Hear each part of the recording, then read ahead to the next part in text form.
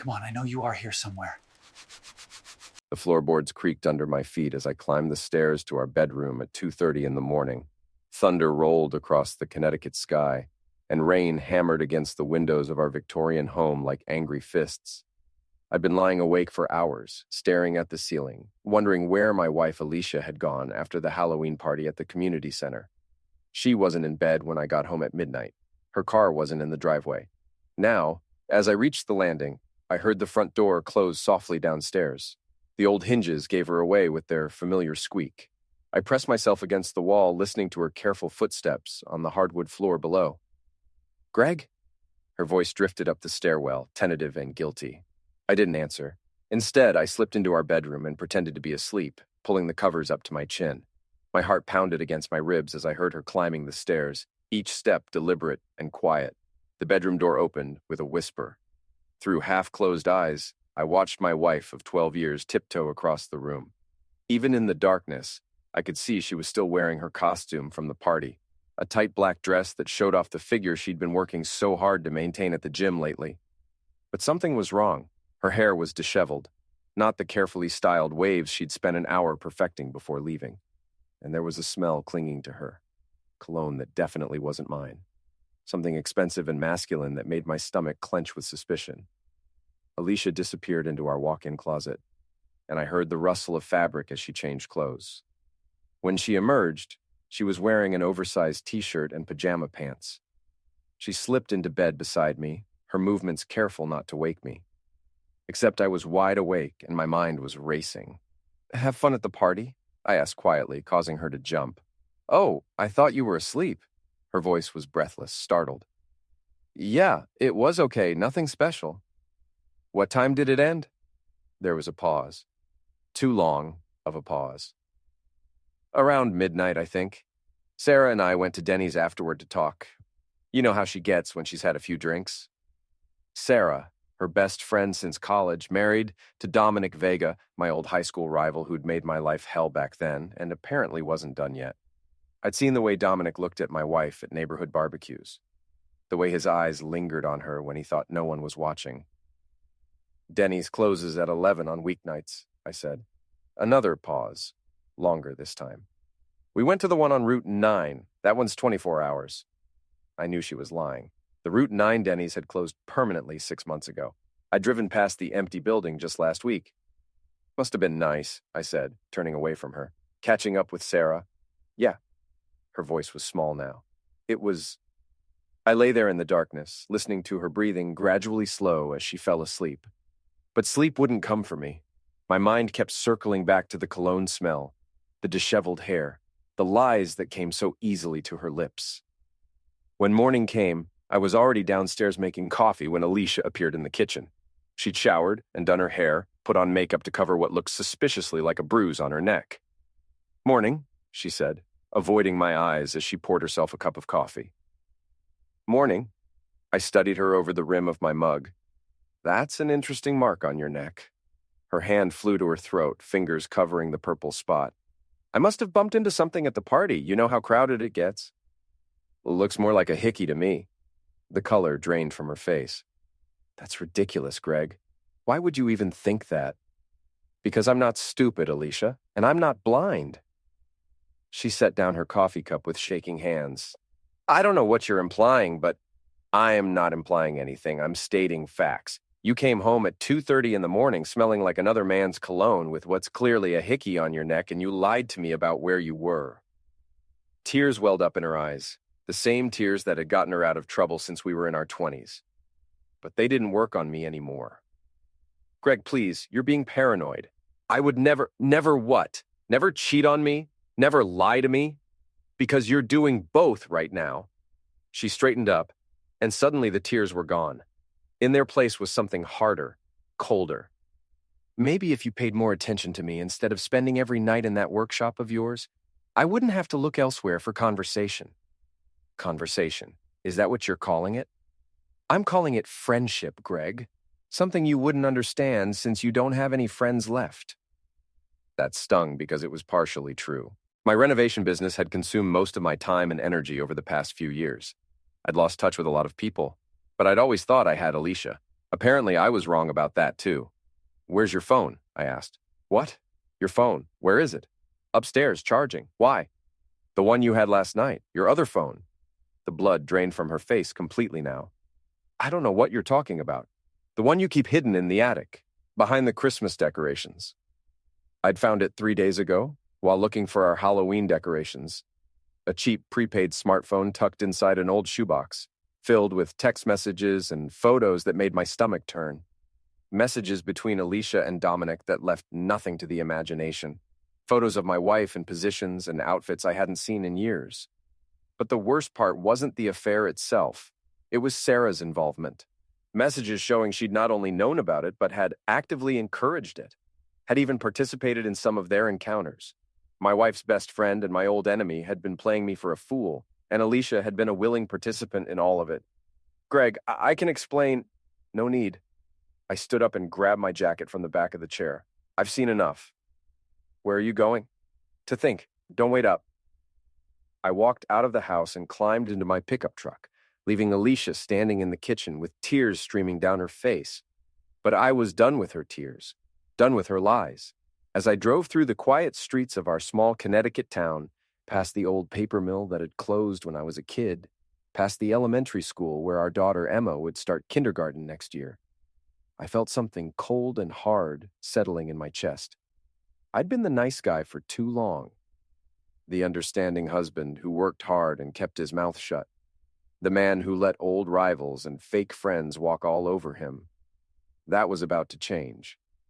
The River Mill Bar sat on the edge of downtown like a relic from better times, when the paper mill still employed half the town and men like my father could support a family on a single paycheck.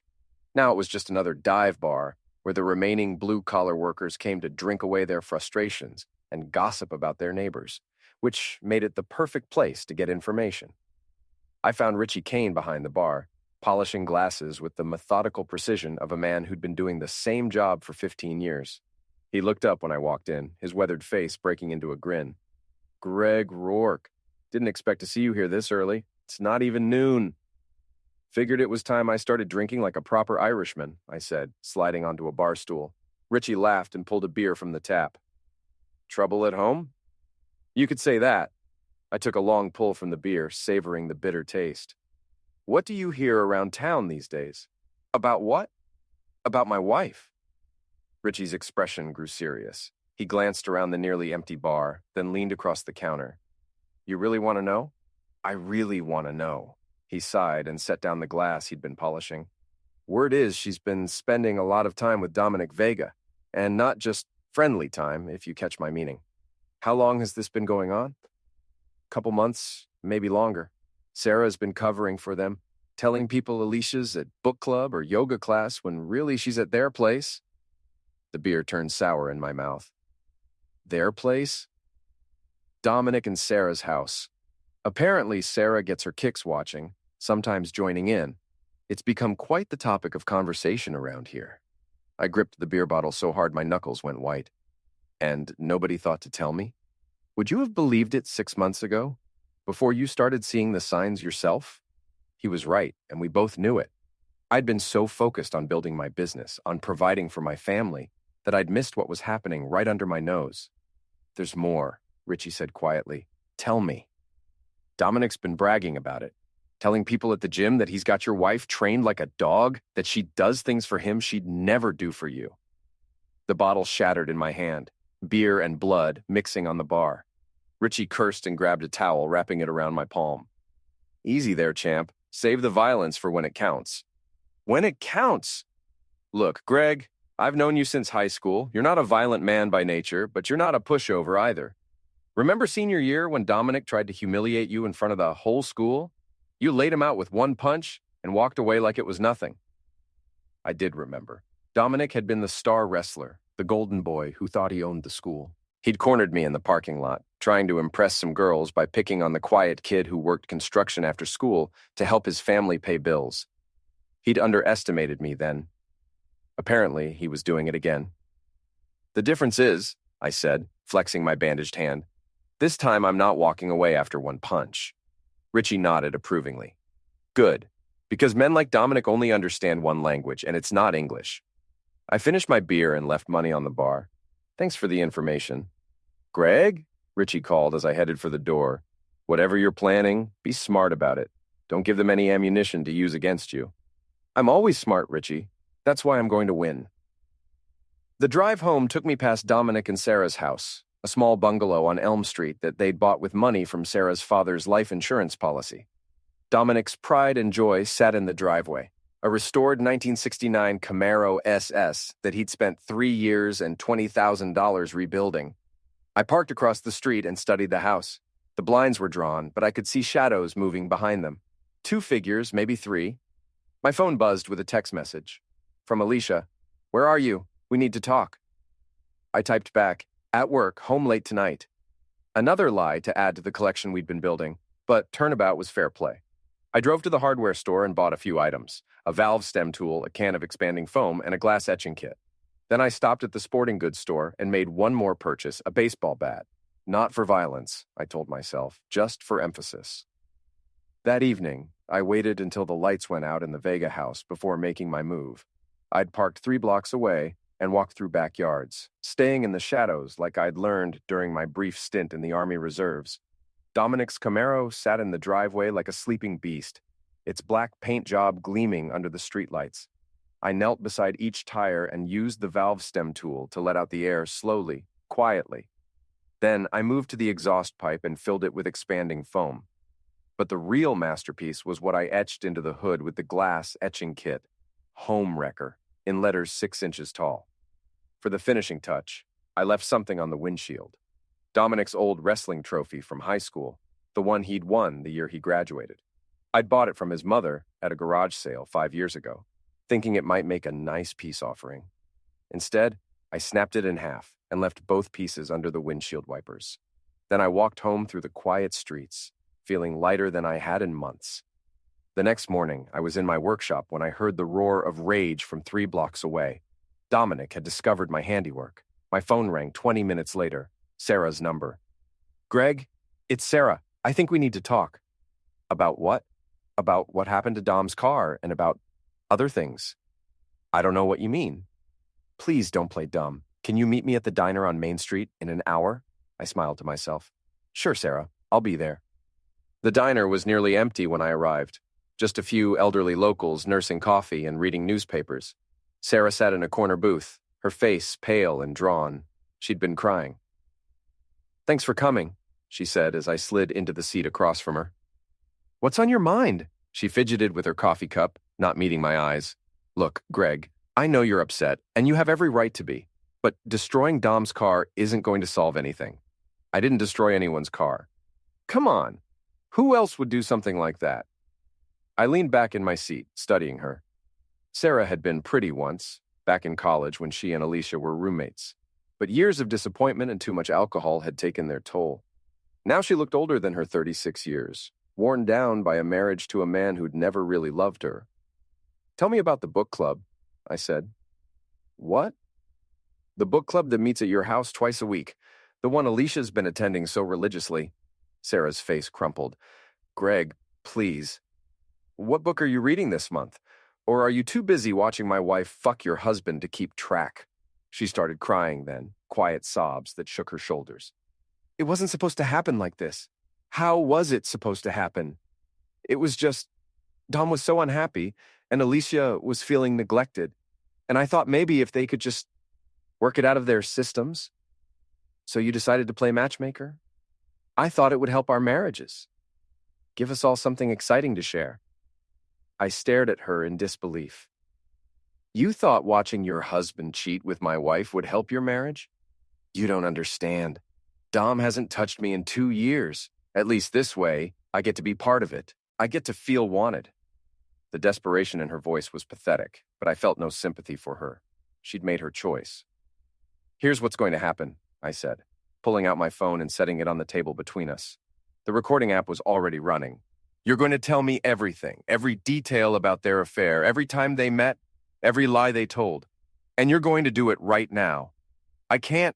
You can and you will, because if you don't, I'm going to make sure everyone in this town knows exactly what kind of woman you really are. Your boss at the insurance office, your mother at the church, Everyone. She looked at the phone, then at my face, and saw something there that made her decision for her. It started 3 months ago, she began, her voice barely above a whisper. At the 4th of July barbecue at your house. For the next hour, Sarah told me everything. How Dominic had been flirting with Alicia for months. How Sarah had encouraged it, thinking it would spice up her own dead bedroom. How they'd started meeting at the Vega house while I was at work, with Sarah not just watching, but participating. She told me about the photos they'd taken, the videos they'd made, about how they'd laughed at me, called me a fool for not seeing what was right in front of my face. By the time she finished, I had enough material to destroy all 3 of them. Thank you, I said, stopping the recording. That was very helpful. What are you going to do? What needs to be done? I left her sitting in the booth and walked out into the afternoon sunshine, feeling like a man who'd just been handed the keys to the kingdom. The war was just beginning, but I'd already won the most important battle. I knew my enemy's weaknesses. Now it was time to use them. 3 days later, Dominic made his move. I was working late in the old paper mill, measuring spaces for a renovation project that would probably never happen, when I heard footsteps echoing through the empty building. The mill had been abandoned for 15 years, its windows broken and walls covered with graffiti, but the bones of the structure were still solid. It was the perfect place for a private conversation. Greg, Dominic's voice boomed through the cavernous space. I know you're in here. I set down my measuring tape and walked to the main floor, where Dominic stood silhouetted in the doorway. He'd bulked up since high school, all gym muscle and steroids, but he still moved like the wrestler he'd been, low center of gravity, ready to grapple. Dom, I said calmly, what brings you here? You know damn well what brings me here. He stepped into the building, his boots crunching on broken glass. My car. What about it? Don't play stupid with me, Rourke. You vandalized my Camaro. I shrugged. Prove it. His face darkened. I don't need to prove anything. We both know it was you. What we both know, I said, walking closer, is that you've been fucking my wife. He grinned then, the same arrogant smile he'd worn in high school. Yeah, what are you going to do about it? I'm going to destroy you. You? He laughed. You couldn't destroy a paper bag. You're the same pathetic loser you were 20 years ago. Am I? Something in my voice made his smile falter. Look, Greg, I didn't come here to fight. I came here to make you an offer. I'm listening. Walk away. Divorce Alicia quietly, split your assets 50-50 and disappear. Maybe move to another state. Start over. And if I don't, then things get unpleasant. For you, for your business, for your reputation in this town? I nodded thoughtfully. That's an interesting proposal, but I have a counteroffer. Yeah? Stop fucking my wife, apologize for being a piece of shit, and maybe I'll let you keep some of your teeth. His grin returned, wider than before. There's the Greg I remember, all talk, no action. He rushed me then, just like he had in the high school parking lot. But I wasn't 17 anymore, and I'd learned a few things about fighting in the years since. I sidestepped his charge and caught him with an elbow to the ribs as he stumbled past. He grunted and spun around, swinging wildly. I ducked under his punch and came up with an uppercut that snapped his head back. Still think I'm all talk? I asked as he staggered backward. He wiped blood from his nose and charged again. This time I was ready. I grabbed his shirt and used his own momentum to throw him into a stack of moldy cardboard boxes. He crashed through them and hit the concrete wall behind, sliding to the floor in a shower of dust and debris. Here's the thing, Dom, I said, standing over him. You always underestimated me. In high school, you thought I was just some poor kid you could push around. Now you think I'm some weak husband you can cuckold without consequences? He tried to get up, but I put my boot on his chest and pushed him back down. You're wrong on both counts. I'm not weak, and I'm not poor anymore, and I'm definitely not going to let you destroy my family without a fight. Your family? He spat blood. Your wife came to me, asshole. She begged for it. I pressed down harder with my boot. My wife is a cheating whore, and you're a piece of shit who takes advantage of unhappy women. But she's still my wife, and you're still trespassing on my territory. Your territory? This town, this life, everything I've built here. You want to play games? Fine, but understand the stakes. I'm not the scared kid you used to know. I'm a man with nothing left to lose. I lifted my boot and stepped back. He struggled to his feet, his face a mask of rage and humiliation. This isn't over, he snarled. No, I agreed. It's just getting started. He limped toward the door, then turned back. You have no idea what you're dealing with, Rourke. I own this town. I have friends, connections. I can make your life hell. Funny thing about connections, I said, pulling out my phone. I've been making some of my own. I played the recording of Sarah's confession, her voice echoing through the empty mill. It started 3 months ago. Dom was so unhappy, and Alicia was feeling neglected. Dominic's face went white as he listened to his wife detail their affair, their threesomes, their mockery of me. When the recording ended, the silence was deafening. How many people do you think would be interested in hearing this? I asked. Your boss at the factory? The guys at the gym? Your mother? You bastard. I'm just getting started. See, Dom, you made one crucial mistake. You thought this was about pride, about two men fighting over a woman, but it's not. It's about power, and you just gave me all of yours. He stood there for a long moment, his fists clenched, his face twisted with rage, but he didn't attack again. He knew he'd lost. Stay away from my wife, he said finally. Or what? Or I'll kill you. I smiled. There's the Dom I remember. All threats, no brains. You just threatened to murder me, and I'm recording every word. His eyes widened as he realized his mistake. Walk away, Dom. Walk away now, before you say something else stupid. He turned and stalked out of the mill, his footsteps echoing in the darkness. I waited until I heard his truck start and drive away, before allowing myself to smile. Round 2 was mine, but I knew he'd be back. Men like Dominic didn't give up easily. They just got more desperate, more dangerous, which was exactly what I was counting on.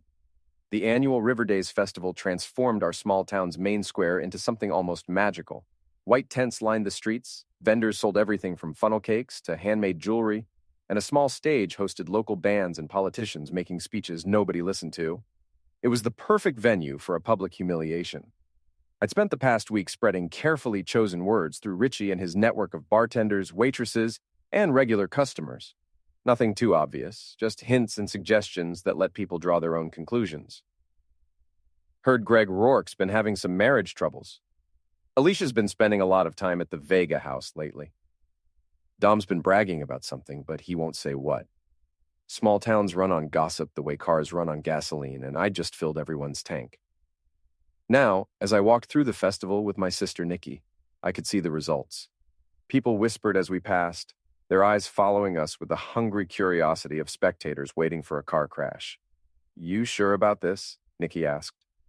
She'd driven up from New York for the weekend, ostensibly to see the festival, but really to provide moral support for what she called my nuclear option. I'm sure. Because once you do this, there's no going back. Your marriage will be over. My marriage is already over. This is just making it official. She nodded, understanding. Nikki had never liked Alicia, thought she was too high maintenance and manipulative. She'd kept her opinions to herself over the years, but I could see the satisfaction in her eyes now. There they are, she said, nodding toward the beer tent. Alicia stood with Sarah and Dominic, all of them holding plastic cups of beer and trying to look like they were having fun. But I could see the tension in their postures, the way they kept glancing around as if expecting trouble. They were right to be nervous. Remember, I told Nikki, you're just here to watch. Let me handle this. Wouldn't dream of interfering. This is your show. We walked toward the beer tent, and I saw the moment Alicia spotted me. Her face went pale, and she said something urgent to Sarah and Dominic. They turned to look at me, and I saw fear in their eyes. Good. They should be afraid. Greg!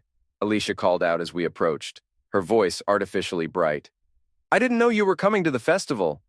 Wouldn't miss it, I said. It's such a community event. Everyone's here. I looked around meaningfully at the crowd of neighbors, co-workers, and local business owners. At least 200 people within earshot, many of them holding phones that could record video. Dom, I said, turning to face my wife's lover. How's the car? His jaw tightened. Fine. Good to hear. I'd hate to think someone was vandalizing vehicles around town. Makes you wonder what kind of person would do something like that. Yeah, he said. It does. Sarah stepped forward, trying to diffuse the situation. Greg, maybe we should... Should what? I asked. Should talk? I'd love to talk, Sarah. Why don't we talk about your book club? The color drained from her face. I don't know what you mean. Sure you do. The one that meets at your house twice a week. Very exclusive membership. Just you, my wife, and Dom here. People around us were starting to pay attention, conversations dying as they sensed drama brewing. Greg, Alicia said quietly, please don't do this here. Do what? Have a conversation with my neighbors? Isn't that what festivals are for? Community bonding? I raised my voice slightly, making sure the growing crowd could hear me.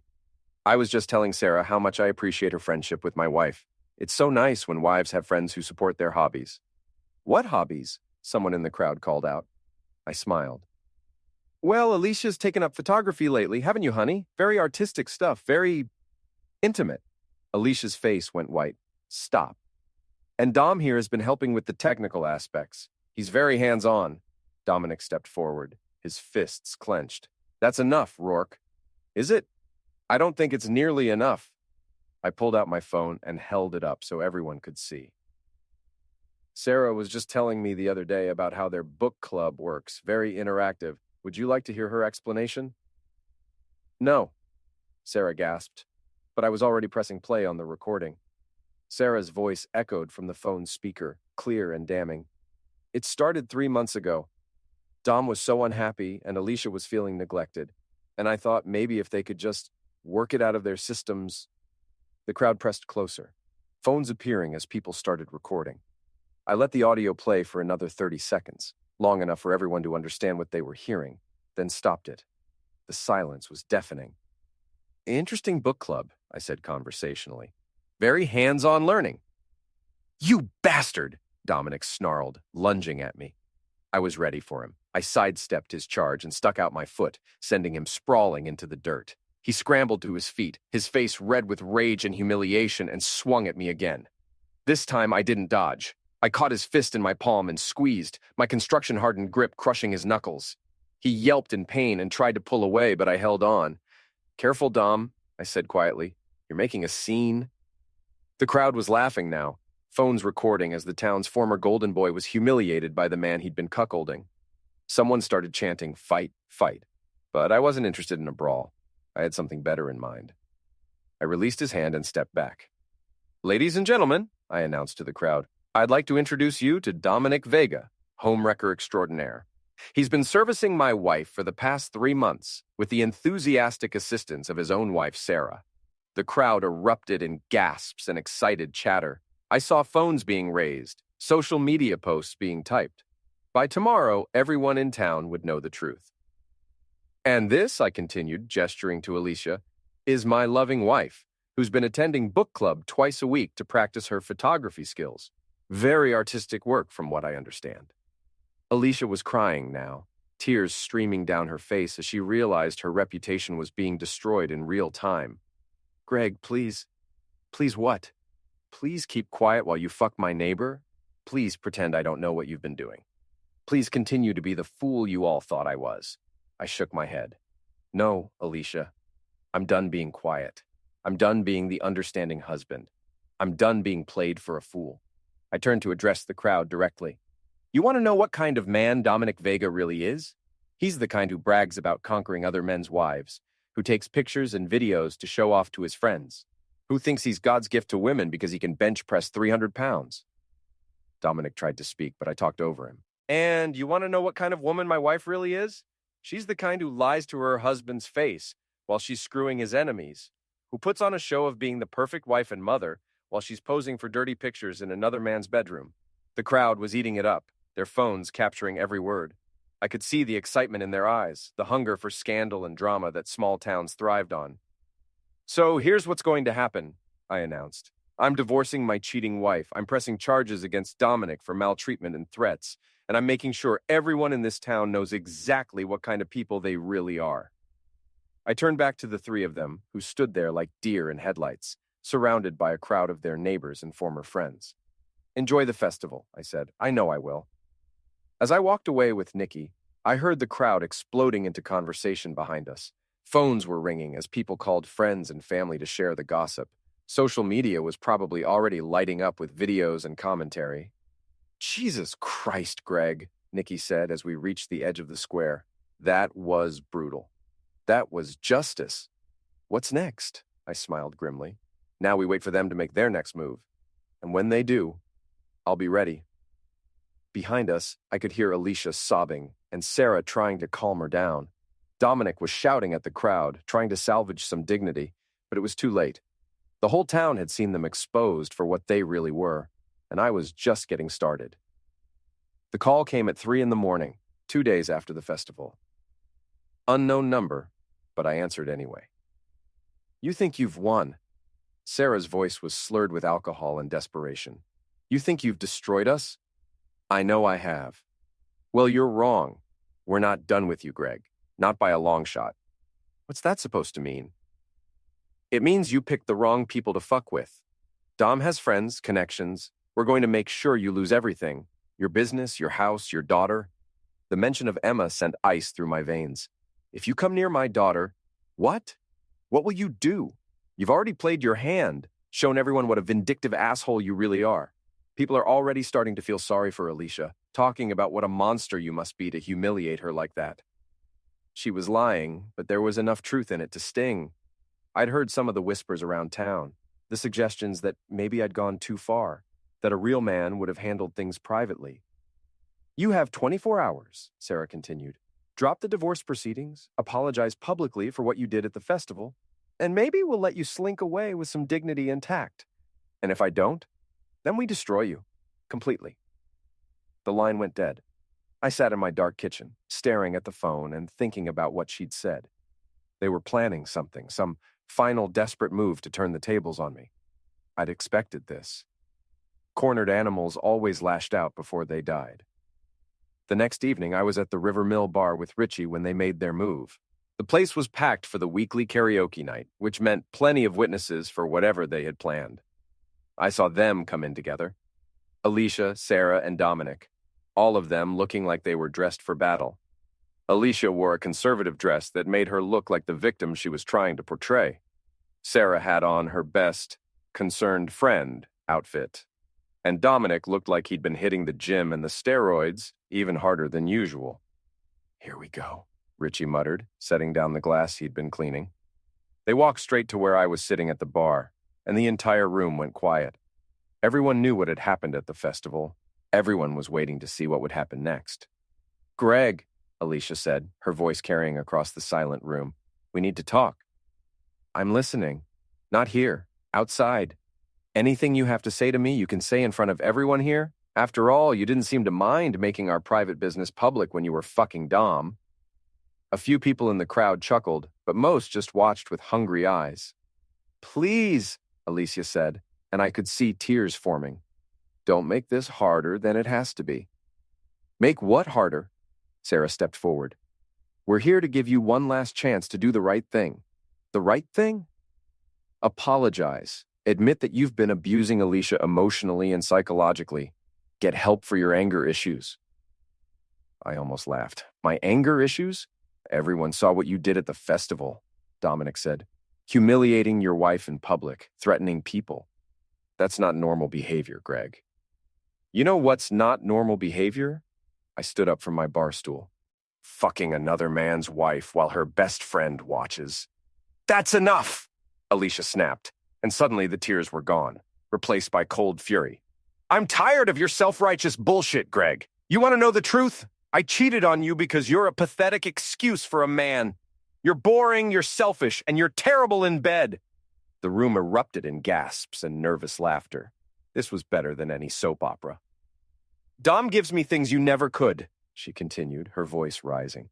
"Passion, excitement, respect. He treats me like a woman instead of a piece of furniture?" "Is that what you call it?" I asked. "Respect? More respect than you've ever shown me." I nodded thoughtfully, then pulled out my phone.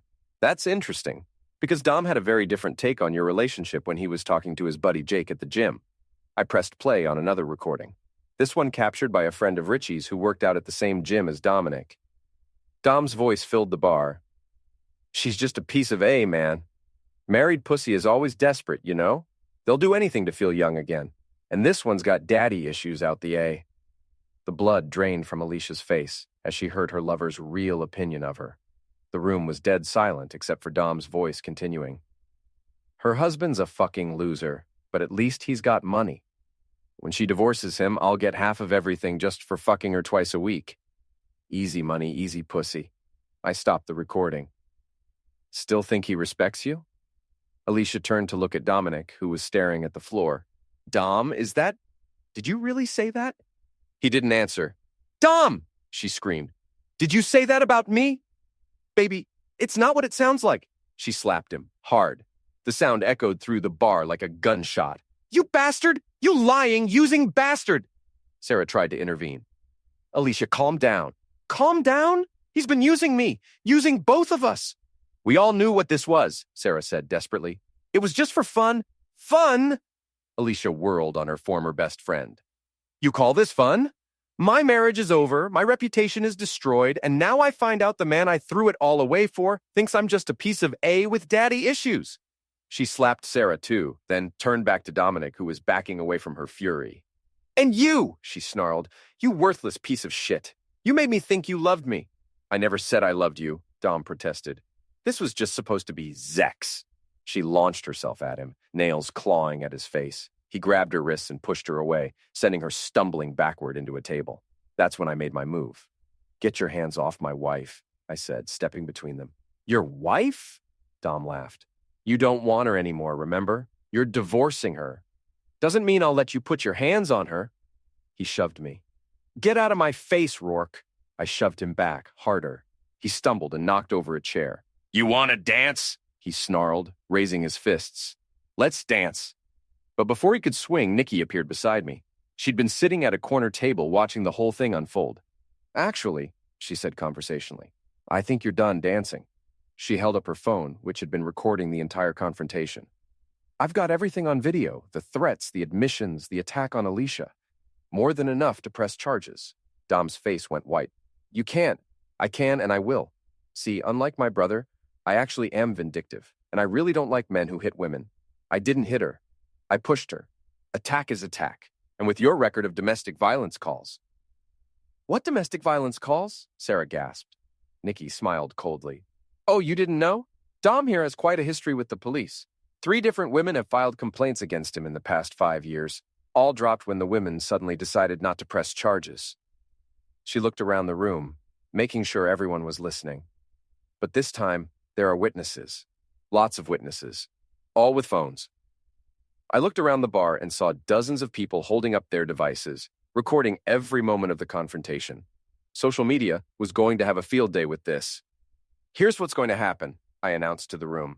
Alicia, you're going to go home and pack your things. You can stay at your mother's while we work out the divorce. Greg, she started. Sarah, you're going to go home and think about what kind of person you want to be. Because the person you've been is pathetic. Sarah started crying. But I wasn't done.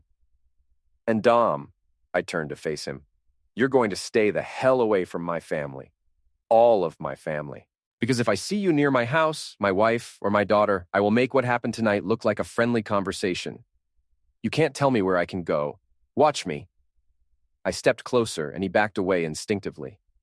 You see, Dom, you made one crucial mistake. You thought this was about sex, about stealing another man's woman.